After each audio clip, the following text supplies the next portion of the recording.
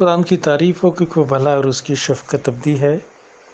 مسیح یسوع کے مبارک اور جلالی نام میں میری طرف سے گروپ میں موجود سارے بہن بھائیوں، بیٹوں بیٹیوں، خدا کے خادموں اور خادماؤں کو سلام۔ پیارے عزیزو، آپ میرے ساتھ مل کر مکاشفہ کی کتاب کا مطالعہ کر رہے ہیں اور ہم نے 3 ابواب کو مکمل کر لی ہے، اور جو دوسرا اور تیسرا باب تھا اس میں یسوع ناصری نے کلیسیاؤں کو جو خطوط لکھوائے ان کا بغور ہم نے مطالعہ کیا۔ اب میں چوتھے باب کی تلاوت کروں گا۔ اس کی کل 11 آیات ہیں اور میں اس پورے باب کو پڑھوں گا اور اس کے بعد ہم اس کو سمجھنے کی کوشش کریں گے۔ تو میں پہلے چوتھے باب کی تلاوت کرتا ہوں آپ کے لیے۔ یہاں پر لکھا ہے، ان باتوں کے بعد جو میں نے نگاہ کی تو کیا دیکھتا ہوں کہ آسمان میں ایک دروازہ کھلا ہوا ہے، اور جس کو میں نے پیشتر نرسنگے کی سی آواز سے اپنے ساتھ باتیں کرتے سنا تھا وہی فرماتا کہ یہاں اوپر آ جا، میں تجھے وہ باتیں دکھاؤں گا جن کا ان باتوں کے بعد ہونا ضرور ہے۔ فوراً میں روح میں آ گیا اور کیا دیکھتا ہوں کہ آسمان پر ایک تخت رکھا ہے اور اس تخت پر کوئی بیٹھا ہے، اور جو اس پر بیٹھا ہے وہ سنگ یشب اور عقیق سا معلوم ہوتا ہے، اور اس تخت کے گرد زمرد کی سی ایک دھنک معلوم ہوتی ہے، اور اس تخت کے گرد 24 تخت ہیں، اور ان تختوں پر 24 بزرگ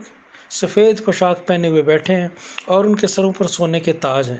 اور اس تخت میں سے بجلیاں اور آوازیں اور گرجیں پیدا ہوتی ہیں، اور اس تخت کے سامنے آگ کے 7 چراغ جل رہے ہیں، یہ خدا کی 7 روحیں ہیں، اور اس تخت کے سامنے گویا شیشے کا سمندر بلور کی مانند ہے، اور تخت کے بیچ میں اور تخت کے گرد گرد 4 جاندار ہیں جن کے آگے پیچھے آنکھیں ہی آنکھیں ہیں۔ پہلا جاندار ببر کی مانند ہے، اور دوسرا جاندار بچھڑے کی مانند، اور تیسرے جاندار کا چہرہ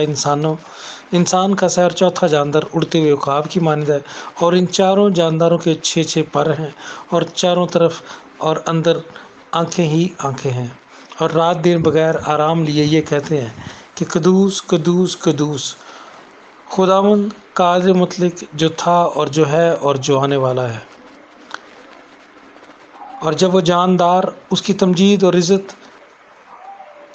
اور شکر گزاری کریں گے جو تخت پر بیٹھا ہے اور عبدالآباد زندہ رہے گا، تو وہ 24 بزرگ اس کے سامنے جو تخت پر بیٹھا ہے گر پڑیں گے اور اس کو سجدہ کریں گے، جو عبدالآباد زندہ رہے گا، اور اپنے تاج یہ کہتے ہوئے اس تخت کے سامنے ڈال دیں گے کہ اے ہمارے خداوند اور خدا، تو ہی تمجید اور عزت اور قدرت کے لائق ہے، کیونکہ تو ہی نے سب چیزیں پیدا کی اور وہ تیری ہی مرضی سے تھیں اور پیدا ہوئیں۔ آمین۔ پیارے عزیزو، مکاشفہ کی کتاب کے چوتھے باب کی پہلی آیت کا جو آغاز ہوتا ہے وہ اس طرح سے ہوتا ہے کہ ان باتوں کے بعد جو میں نے نگاہ کی، یعنی کلیسیا کے زمانہ کے بعد جو ہونے والا ہے، اب وہ یوحنا کو دکھایا جا رہا ہے، اور وہ کہتا ہے کہ ان باتوں کے بعد جو میں نے نگاہ کی تو کیا دیکھتا ہوں کہ آسمان میں ایک دروازہ کھلا ہوا ہے، اور وہی یسوع جس کو جلالی روپ میں مکاشفہ کے پہلے باب میں یوحنا نے دیکھا تھا، وہ کہتا ہے کہ اسی کی آواز جس کو میں نے پیشتر نرسنگے کی آواز سے اپنے ساتھ باتیں کرتے سنا تھا، وہی فرماتا کہ یہاں اوپر آ جائے۔ کیوں اوپر بلایا جا رہا ہے؟ تاکہ تجھے وہ باتیں دکھاؤں جن کا ان باتوں کے بعد ہونا ضرور ہے، یعنی کلیسیا کے زمانہ کے بعد جو کچھ ہونے والا ہے اب تجھے وہ دکھایا جائے گا۔ اور دوسری آیت میں وہ کہتا ہے کہ پھر میں روح میں آ گیا اور کیا دیکھتا ہوں کہ آسمان پر ایک تخت رکھا ہے اور اس تخت پر کوئی بیٹھا ہوا ہے۔ اب روح میں آ جانے کا مطلب یہ ہے کہ چونکہ ابھی یوحنا عارف جو ہیں، جلالی بدن کو تو نہیں انہوں نے پایا، تو جس جگہ وہ تھے انہوں نے اسی وقت روحانی عالم میں، روح میں ایک ایسی حالت میں پہنچ گئے جہاں ان کی روحانی آنکھیں کھول دی گئیں، اور جسم تو ان کا اسی پتمس کے جزیرے پر تھا، لیکن روح ان کی کہاں پہنچ چکے تھے؟ آسمان پر جہاں خدا کا تخت ہے وہاں ان کو روح میں دکھایا گیا۔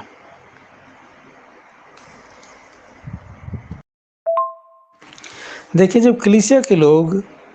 جلالی بدن حاصل کر لیں گے تو جلالی بدنوں کے ساتھ جو ان کی روح ہوگی وہ کبھی جدا نہیں ہوگی، اور پھر وہ آسمان پر، زمین پر، کہیں پر بھی دونوں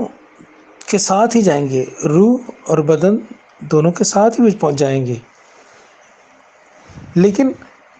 یہاں پر یہ بات لکھوانا کہ فوراً میں روح میں آ گیا۔ پولس رسول بھی جب آسمان پر جاتے تو اپنا واقعہ بیان کرتے یہ لکھتے ہیں کہ مجھے نہیں پتا کہ جسم میں یا جسم کے بغیر۔ تو جن لوگوں کو ایسے ایکسپیرینسز، ایسے تجربات خداوند دکھاتا ہے تو انہیں نہیں پتہ چلتا ہے کہ حقیقت میں اس وقت ان کا جسم تو زمین پر ہی ہوتا ہے، لیکن روح میں وہ ان کی روحانی آنکھیں کھل جاتی ہیں اور وہ روح، ان کی پریزنس اس جگہ پہنچ جاتی ہے جہاں خدا انہیں کچھ دکھانا چاہتا ہے۔ اسی طرح ابھی یوحنا جو ہے وہ جلالی بدن میں تو نہیں ہے، اس لیے وہ کہہ رہے ہیں کہ فوراً میں روح میں آ گیا، اور پھر میں نے جو دیکھا، جو خدا اسے دکھا رہا ہے، اب وہ بیان کرتے ہیں کہ انہوں نے کیا دیکھا کہ آسمان پر ایک تخت رکھا ہے۔ اب کس تخت کو دیکھ رہے ہیں؟ وہ خدا کے تخت کو دیکھ رہے ہیں۔ اس کو اس جگہ پہنچایا گیا جہاں سے خدا قدوس، بزرگ و برتر جو ہے، جلال کا بادشاہ، رب الافواج، خداوندوں کا خدا، جہاں پر وہ تخت پر بیٹھ کر ساری کائنات کا انتظام چلاتا ہے، اس جگہ یوحنا کو پہنچا دیا گیا روح میں، اور اس نے خدا کا تخت دیکھا۔ اب وہ اگلی آیات میں اس تخت اور اس کے ارد چوگرد جو سب کچھ جو وہاں کا ماحول ہے وہ بیان کرتا ہے۔ تیسری آیت، اور جو اس پر بیٹھا ہے وہ سنگ یشب اور رقیق سا معلوم ہوتا ہے، اور اس تخت کے گرد زمرد کی سی ایک دھنک معلوم ہوتی ہے۔ اب یہاں پر قیمتی پتھروں کا اس نے استعمال کیا ہے، اس روشنی کا، اس خدا کے چہرے کو جس طرح سے وہ بیان کر سکتا ہے اپنے لفظوں میں، وہ اس طرح سے بیان کر رہا ہے، اور یہ لفظ، یہ ڈسکرپشن اس کو روح القدس نے ہی مہیا کی ہے، اور وہ رنگ اور وہ جھلک جو اسے نظر آ رہی ہے خدا کے چہرے کی، وہ کہہ رہا ہے کہ ایسا ہے کہ جیسے عقیق سا کوئی معلوم ہوتا ہے، سنگ یشب اور عقیق سا معلوم ہوتا ہے، اور اس تخت کے گرد زمرد کی سی ایک دھنک معلوم ہوتی ہے۔ یعنی ایک جو کوثر قزح ہے وہ کس رنگ کی وہاں نظر آ رہی ہے؟ اسے زمرد کے رنگ کی نظر آ رہی ہے، یعنی جس کو ہم روبی کلر کہتے ہیں، ریڈ کلر کا جو روبی کلر ہے اس طرح کا اسے وہ نظر آ رہا ہے ماحول۔ اور جو تخت پر بیٹھا ہوا وہ سنگ یشب اور رقیق سا رنگ، جو ان پتھروں کے رنگ ہوتے ہیں اس طرح کا رنگ نظر آ رہا ہے اسے، خدا کے چہرے کا۔ اور چوتھی آیت میں بتاتا ہے کہ خدا کے تخت کے چوگرد جو ہیں 24 دوسرے تخت پر لگے ہوئے ہیں، اور ان تختوں پر 24 بزرگ سفید پوشاک پہنے ہوئے بیٹھے ہیں، اور ان کے سروں پر سونے کے تاج ہیں۔ اب یہ جو 24 بزرگ جو ہے نا، اس کے متعلق کلام خدا کے سارے جو اسکالرز ہیں وہ کسی بات پر بھی اتفاق نہیں کر پاتے، کیونکہ یہ ایک ایسی بات ہے جس کو کوئی بھی بندہ پورے اتھارٹی کے ساتھ نہیں کہہ سکتا کہ ہاں اسی کی بات جو ہے نا وہ 100% ٹھیک ہے یا صحیح تفسیر ہے۔ اس لیے سب جو کلام خدا کے اوپر غور کرنے والے طالب علم اور بڑے بڑے کلام کے جو اسکالرز ہیں، ان سب نے اپنے اپنے طور پر سمجھنے کی کوشش کی، لیکن کوئی بھی اوتھینٹک بات نہیں بتا سکتا۔ لیکن ایک بات تو طے ہے کہ جب ہم آسمان پر جائیں گے تو ہمیں ضرور ان 24 بزرگوں کا پتہ چل جائے گا کہ یہ کیا ہے۔ اب یوحنا عرف کو سمجھ تو آ گئی ہوگی، لیکن خدا نہیں چاہتا کہ وقت سے پہلے ہم کچھ چیزوں کو سمجھ سکیں، اس لیے جب بتایا نہیں گیا وہ 24 بزرگ کون ہیں، تو ان کی ڈسکرپشن، ان کا جو تعارف ہے، بس یہی لکھوایا گیا ہے کہ وہ 24 بزرگ ہیں۔ ہاں، کلام خدا میں اگر ہم پرانے عہد نامے میں پہلا تواریخ اس کے 24ویں باب کی پہلی 19 آیات کو اگر ہم پڑھیں تو جو ہارون کا خاندان جس نے ہیکل میں خدا کی خدمت کا کام سر انجام دینا تھا، تو وہاں پر ہم دیکھتے ہیں کہ 24 جو ہیں وہ لوگ چنے گئے، 24 لوگوں کو چنا گیا تاکہ وہ ترتیب سے خدا کے گھر میں خدمت کر سکے۔ تو وہاں پر ایک پیٹرن نظر آتا ہے خدا کی ہیکل میں، زمین پر جو بنائی گئی، وہاں پر جو کاہن ہیں جو چنے گئے، ہارون کے گھرانے کو چنا گیا تھا کہانت کے لیے، تو ہارون کے گھرانے کے 24 جو لوگ وہ چنے گئے۔ اگر آپ یہ پہلی تواریخ اس کے 24ویں باب کی میں 7ویں آیت سے پڑھ لیتا ہوں آپ لوگوں کے لیے۔ وہاں پہ لکھا، اور پہلی چٹھی یہو یریب کی نکلی، دوسری یدیہ کی، تیسری حارم کی، چوتھی شوریم کی، پانچویں ملکویہ کی، چھٹی یامین کی، ساتویں یعقوز کی، آٹھویں ابیا کی، نویں یشوع کی، 10ویں مکانیہ کی، 11ویں الیاسب کی، 12ویں یقیم کی، 13ویں خفا کی، 14ویں یسباب کی، 15ویں بلجا کی، 16ویں امیر کی، 17ویں حزیر کی، 18ویں فزیز کی، اور 19ویں فتحیہ کی، 20ویں یحزکیل کی، اور 21ویں یاکن کی، 22ویں جمول کی، 23ویں دلایہ کی، 24ویں مازیہ کی۔ یہ ان کی خدمت کی ترتیب تھی تاکہ وہ خداوند کے گھر میں اس قانون کے مطابق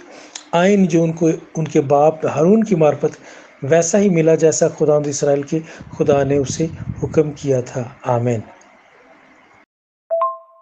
تو یہاں پر ہم دیکھتے ہیں کہ ہیکل میں خدا کے کائنوں کی ترتیب کے لیے 24 لوگوں کو چنا گیا تھا۔ مکاشفہ کی کتاب پہلے باب کی 6 آیت میں کلیسیا کے لیے یہ لکھا گیا کہ ہم کو ایک بادشاہی بھی اور اپنے خدا اور باپ کے لیے کاہن بھی بنا دیا۔ اب اگر کلیسیا کو کاہن اور بادشاہ کا کام دیا گیا ہے خدا کے حضور میں، تو پھر یہ 24 بزرگ ہیں، عین ممکن ہے کہ یہ کلیسیا ہی کھلو ہوا ہے۔ کچھ بائبل اسکالرز یہ سمجھتے ہیں کہ یہ پرانے عہد نامہ کے 12 مقدسین ہو سکتے ہیں، اور اس کے ساتھ ساتھ 12 جو یسوع کے شاگرد ہیں یہ وہ ہو سکتے ہیں۔ 5ویں آیت میں لکھا ہے کہ اور اس تخت میں سے بجلیاں اور آوازیں اور گرجیں پیدا ہوتی ہیں، اور اس تخت کے سامنے آگ کے 7 چراغ جل رہے ہیں، یہ خدا کی 7 روحیں ہیں۔ پیارے عزیزو، یہاں پر روح القدس کو جلتے ہوئے 7 چراغوں کی مانند خدا کے تخت کے سامنے آسمان پر دکھایا گیا ہے، اور بتایا گیا کہ یہ خدا کی 7 روحیں ہیں۔ خدا کا ایک ہی روح القدس ہے جس کی 7 خصوصیات ہیں، 7 اس کے اندر کریکٹرز موجود ہیں خدا کے پاک روح کے اندر، جن کو یسایا کی کتاب کے 11ویں باب میں تفصیل سے یسوع کی پیدائش سے پیشتر ہی بتا دیا گیا تھا کہ وہ نجات دہندہ جو آئے گا، اس پر جو روح آ کر ٹھہرے گا، وہ اس کی 7 خصوصیات اس یسایا کی کتاب کے 11ویں باب میں بتائی گئی ہیں۔ ہم پڑھ لیتے ہیں اسے ایک دفعہ۔ دیکھیں، یسایا کی کتاب اس کے 11ویں باب کی پہلی 2 آیات میں لکھا ہے، اور یسی کے تنے سے ایک کونپل نکلے گی، اور اس کی جڑوں سے ایک بارآور شاخ پیدا ہوگی۔ یسی داؤد کے باپ کا نام ہے، اور اس کے متعلق کہا جا رہا ہے کہ اس کے تنے سے ایک کونپل نکلے گی، یعنی یسوع ناصری کی طرف اشارہ کیا جا رہا ہے کہ اس کے تنے سے ایک کونپل نکلے گی اور اس کی جڑوں سے ایک بارآور شاخ پیدا ہوگی۔ یسوع مسیح کا ذکر کیا جا رہا ہے، اور اگلی دوسری آیت میں کیا کہا جا رہا ہے؟ اور خداوند کی روح اس پر ٹھہرے گی، حکمت اور خرد کی روح، مصلحت اور قدرت کی روح، معرفت اور خداوند کے خوف کی روح۔ آمین۔ تو یہاں پر روح القدس کی 7 جو خصوصیات ہیں ان کا ذکر کر دیا گیا ہے کہ جو پاک روح ہے اس کی جو 7 خصوصیات ہیں وہ کیا ہیں۔ 7 کا عمل، 7 کا جو ہندسہ ہے وہ خدا کا ہندسہ ہے، کاملیت کا ہندسہ ہے، اور پاک روح کے اندر بھی 7 خصوصیات ہیں۔ ایک خداوند ہونے کی روح، دوسرا حکمت کی روح، تیسرا خرد کی روح، چوتھا مصلحت کی روح، پانچواں قدرت کی روح، چھٹا معرفت کی روح، اور ساتواں خوف کی روح۔ تو یہ ساتوں کی ساتوں جو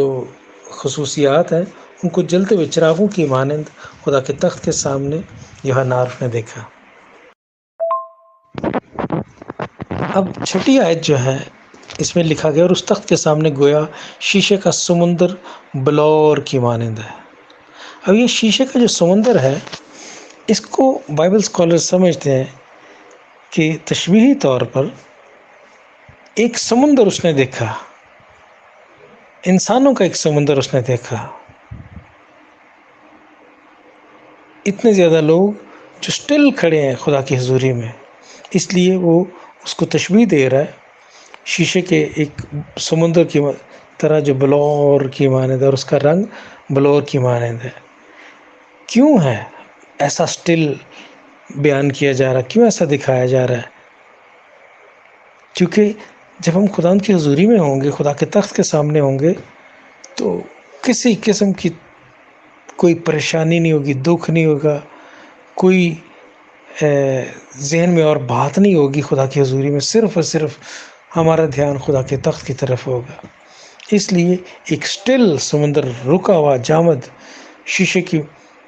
مانند بلور کی طرح جو ہے وہ سمندر جو ہے، اس کی یہ تشریح کی جا سکتی ہے، تفسیر کی جا سکتی ہے کہ وہ ایمانداروں کا ایک بڑا سمندر خدا کے تخت کے سامنے کھڑا ہے، جس کو اس نے وہاں دیکھا۔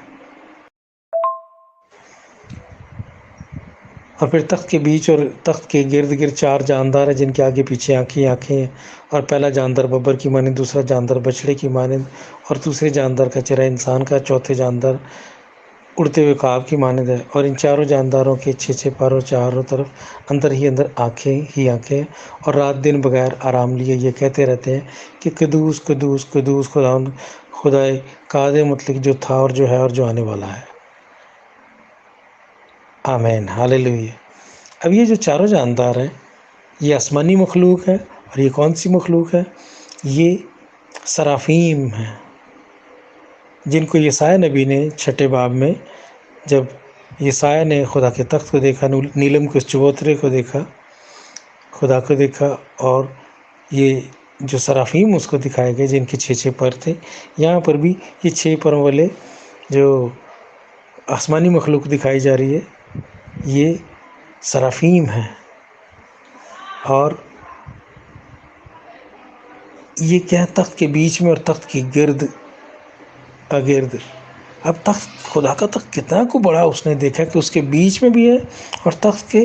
گرد گرد بھی یہ 4 جاندار ہیں، اور ان کی قدرت اور ان کا زور کیسا زبردست خدا نے رکھا ہوگا کہ یہ خدا کے تخت کے ارد گرد رہتے ہیں، اور ہمیشہ سے ہمیشہ تک ان کا ایک ہی کام ہے، خدا کی پرستش اور شکر گزاری کرتے رہنا، اور یہ کہتے رہنا بغیر رکے کہ قدوس قدوس قدوس خداوند خدا قادر مطلق، جو تھا اور جو ہے اور جو آنے والا ہے۔ ان کے منہ سے ہر وقت یہی آواز نکلتی رہتی ہے، یہ خدا کے تخت کے سامنے ہر وقت یہی کہتے رہتے ہیں۔ اور ان چاروں جانداروں کے 6 پر، چاروں طرف اندر ہی اندر آنکھیں ہی آنکھیں ہیں، چاروں طرف اور اندر آنکھیں ہی آنکھیں ہیں، اور رات دن بغیر آرام لیے یہ یہی کہتے ہیں، ہمیشہ تک، ازل سے لے کے ابد تک یہ ان کا ایک ہی کام ہے جو یہ کر رہے ہیں۔ اور یہ سرافیم ہے خدا کے تخت کے بیچ میں بھی اور چوگرد بھی، جن کو یہ کام دیا گیا ہے۔ اور یہ جو سرافیم ہے یہ فرشتوں کی بہت ہائر لیول کی جو ہے وہ کیٹیگری کے فرشتے ہیں۔ یسایا نے بھی انہی کو دیکھا تھا۔ اگر آپ یسایا کی کتاب کا 6 باب پڑھیں تو وہاں پر سرافیمی کا ذکر ہے۔ حزقیل کی کتاب کے پہلے باب میں بھی جو رویا اس نے دیکھی تھی، وہاں پر بھی اس نے خدا کے تخت کو جب دیکھا اور اس کو جو وہاں پر نظر آتے ہیں وہ 4 پروں والے ہیں، اور وہ کروبی فرشتے ہیں، یہ صرافیم ہیں جن کا یہاں پر ذکر کیا جا رہا ہے۔ 9ویں آیت ہے، اور جب وہ جاندار اس کی تمجید اور عزت اور شکر گزاری کریں گے، جو تخت پر بیٹھا ہے اور عبداللہ بعد زندہ رہے گا، تو 24 بزرگ اس کے سامنے جو تخت پر بیٹھا ہے گر پڑیں گے اور اس کو سجدہ کریں گے۔ جو عبداللہ بعد زندہ رہے گا اور اپنے تاج یہ کہتے ہوئے اس تخت کے سامنے ڈال دیں گے کہ اے ہمارے خداوند اور خدا، تو ہی تمجید اور عزت اور قدرت کے لائق ہے، کیونکہ تو ہی نے یہ سب چیزیں پیدا کی اور وہ تیری ہی مرضی تھیں اور پیدا ہوئیں، آمین۔ یہاں پر یہ باب ختم ہوتا ہے، اور اہم بات یہ بتائی جا رہی ہے کہ جب وہ جاندار اس کی تمجید اور عزت اور شکر گزاری کرتے ہیں تو ہر سینٹنس جب وہ ختم کرتے ہیں تو کیا کرتے ہیں؟ جو 24 بزرگ ہیں اپنے تخت، اپنے جو تاج جو ان کے سروں پر ہے، وہ تخت کے سامنے پھینک دیتے ہیں، خدا کے تخت کے سامنے ڈال دیتے ہیں، اس کے پیروں میں رکھ دیتے ہیں، خدا کے تخت کے سامنے اس کے پاؤں میں رکھ دیتے ہیں، خدا کے تخت میں، کیونکہ وہ سجدے میں گرتے ہیں اور ہر وقت ان کو اپنے جو تاج ملے ہوئے ہیں ان کی انہیں پرواہ نہیں ہے،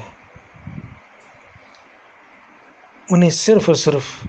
خدا کی شکر گزاری کرنے اور خدا کے حضور میں رہنے کی جو برکت ملی ہے، اسی سے انسان اتنا خوش ہو جاتا ہے، اسی سے ہر جو مخلوق وہاں پر ہوگی وہ اتنی خوش ہے کہ اس کو کسی تاج کی بھی کوئی اہمیت نہیں نظر آتی۔ زمین پر اگر آپ کو کوئی بادشاہ کوئی بڑا میڈل دے دے تو آپ اس کو لگا کر رکھیں گے، سر پر اگر آپ کو کوئی پگڑی باندھی جائے یا آپ کو کوئی ہار ڈالا جائے یا تاج رکھا جائے تو آپ اس محفل میں اس کو اتاریں گے نہیں، لیکن خدا کے تخت کے سامنے آپ کو کسی اور چیز کی جو ہے نا اہمیت اتنی محسوس نہیں ہوگی جتنی خدا کی حضوری میں اور اس کے چہرے کے جلال اور اس کے حضور سے برکت جو مل رہی ہے اس کی اہمیت ہوگی۔ شکر گزاری کرنا، اس کو سجدے کرنا، یہ اہم بات ہوگی، کیونکہ کلام خدا نے بتایا ہی ہے کہ اس نے ہمیں اسی لیے بنایا تاکہ ہم اس کی حمد کریں۔ انسان کے لیے اس سے بہتر کوئی چیز نہیں ہے کہ وہ خدا کی حمد کرے۔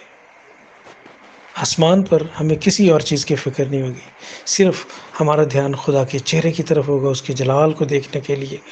ہر وقت ہماری دھیان ادھر رہے گا، ہمیں اور کسی چیز کی پرواہ نہ ہوگی۔ جو تاج بھی ملیں گے، تخت بھی ملیں گے، وہ بھی ہمارے لیے غیر اہم ہوں گے، مگر خدا کی طرف دھیان رہنا یہ سب سے اہم بات ہوگی، اور یہی چیز ہمیں ان 24 بزرگوں میں بھی نظر آتی ہے۔ تو آج ہم نے جو دیکھا، تو آج چوتھے باب میں ہم نے دیکھا کہ یوحنا کو روح میں اس جگہ پہنچایا گیا جہاں خدا کا تخت ہے، جہاں سے خدا بیٹھ کر ساری کائنات کو اپنے ہاتھ سے سنبھالتا ہے، وہاں اسے پہنچایا گیا، اور وہاں اس نے خدا کا تخت دیکھا، خدا کے دربار کو دیکھا، خدا کے جلال کو دیکھا، خدا کی حضوری کو دیکھا، اور اس ساری ماحول کو اس نے بیان کیا۔ خدا آپ سب کو برکت دے، اور ہم سب اپنا دھیان، اپنی توجہ صرف اور صرف اپنے باپ کی طرف لگا کر رکھیں، جس نے اپنے اکلوتے بیٹے کو ہمارے لیے قربان کیا اور اس کے لہو سے ہمیں خریدا اور ہمیں اپنے حضور بادشاہ اور کاہن بنا دیا۔ خدا آپ کو برکت دے۔ God bless you all.